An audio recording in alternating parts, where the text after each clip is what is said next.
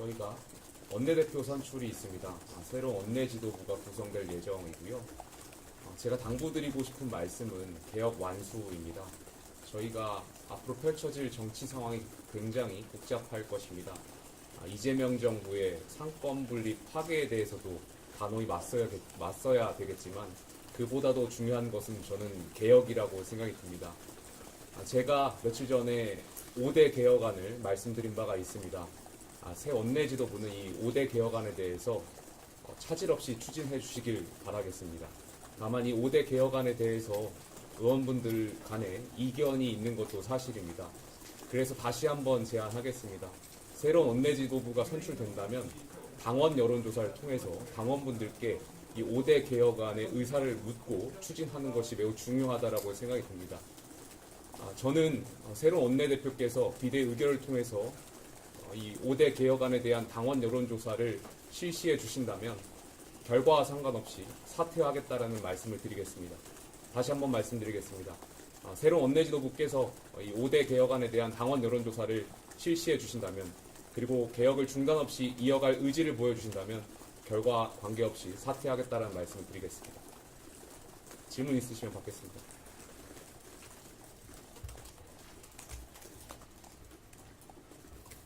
그 결과와 관계없이 사퇴한다고 하셨는데 그러면은 당원들이 찬성을 해도 사퇴한다는 말씀이시죠? 당원 여러분들께서 이 개혁안에 대해서 찬성을 해주신다면 아마 원내 지도부를 비롯한 의원분들께서도 이 개혁안에 대해서 차질 없이 추진해 주실 거라고 믿습니다. 누가 원내대표가 되시든 이 개혁이라는 것이 중단 없이 이어나가는 것이 굉장히 중요하다고 생각이 듭니다.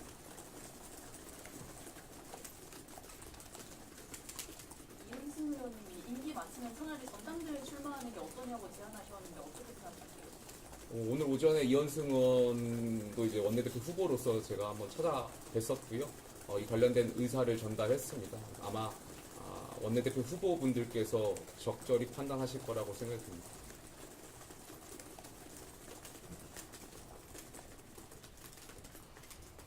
임기 연장에 대한 의지도 있었던 걸로 아는데 혹시 좀 마음이 바뀌게 된 이유나? 제가 임기 연장을 말씀드린 적이 없었던 걸로 기억하고요. 다만 개혁이 끝날 때가 제 임기의 완수라고 말씀드린 적은 있었고 그에 따라서 개혁을 완수하기 위해서 당원에 있는 비대위원장의 다양한 권한들을 검토하겠다라고 말씀드린 바가 있습니다. 다만 저는 거듭 말씀드리지만 임기 동안의 개혁을 이어나가는 것 그리고 의지를 보여드리는 것이 많은 국민과 당원분들께 중요하다고 생각이 들고요. 임기 연장에 대해서는 개인적으로 생각하지 않았다는 말씀 다시 한번 드리겠습니다. 현재 일각에서는 대여투쟁이 먼저 아니냐는 주장이 계속 제기되고 있는데 그럼에도 개혁안 반처를 주장하시는 이유가 있을까요?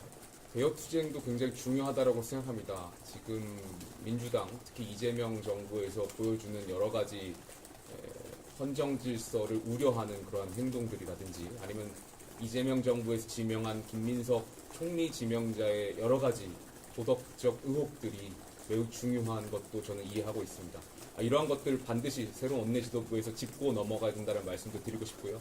다만 저희가 오늘 리얼미터 여론조사도 나왔고 지난주에 한국갤럽 여론조사를 봤을 때 많은 국민들께서 저희 국민의힘을 평가를 좋지 않게 해주셨던 걸로 알고 있습니다.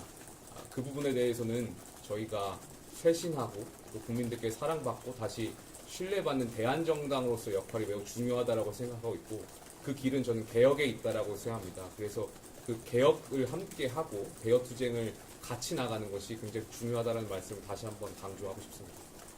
사실 방금 말씀한 사실 이제 여론조사 실시하는 상관없이 수업할 때 이거 관련해서는 원내대표 후보들이랑 좀 말씀 나누거나 반응 들으신 게 있나요? 제가 후보분들을 시간을 두고 후보분들께서도 이제 선거운동을 하시다 보니까 바쁘셔서 하루에 다 못 뵀었습니다. 다만 이런 말씀을 드린 후보도 계시고 아니면 처음 뵀던 분들은 이 말씀을 못 전했다는 말씀을 드리겠습니다. 새 원내대표가 5대 개혁안 당원 여론조사 제안을 수용하지 않는다면 이제 개혁 추진 방향은 어떻게 되는 건가요? 수용하지 않는다면 거기에 대해서는 따로 다시 입장을 드릴 수 있도록 하겠습니다. 새 원내대표께서 5대 개혁안이 아니라 다른 개혁안을 제시하실 수도 있을 것 같은데 굳이 5대 개혁안이 아니라도 개혁 원내대표께서 누가 되시든 그 새로운 개혁안을 주시는 것도 저는 환영합니다. 중요한 것은 저희가 과거의 잘못을 인지하고 또 반성하고 새롭게 변화하겠다라는 국민들께 대한 믿음이기 때문에 그 방법론적인 측면에서 다양한 의견들을 주신다면 잘 숙고해서 좋은 타협점을 찾아 나갈 수 있도록 하겠습니다. 현안 관련 질문인데요. 김민석 후보자가 지금 정치자금법 사건의 본질은 정치검찰의 어떤 표적 사정이다 이렇게 주장하는 것에 대해서 어떻게 생각하십니까? 다시 한 번만 질문해 주십시오. 김민석 후보자가요, 정치자금법 사건의 본질은 정치검찰의 표적 사정이다 이렇게 주장하고 있거든요. 글쎄 제가 주말에 많은 시민들을 만나 뵈었습니다. 시민들께서 하나같이 이재명 정부의 총리 지명자에 대해서 놀랐다라는 말씀도 주셨습니다. 정치를 오래 하셨던 걸로 알고 있는데 그 정치자금 의혹과 관련해서 특정인에게 채무 관계가 있고 또 그러한 것들이 있는 것에 대해서 많은 시민들께서 놀랐다라는 말씀 좀 주셨습니다.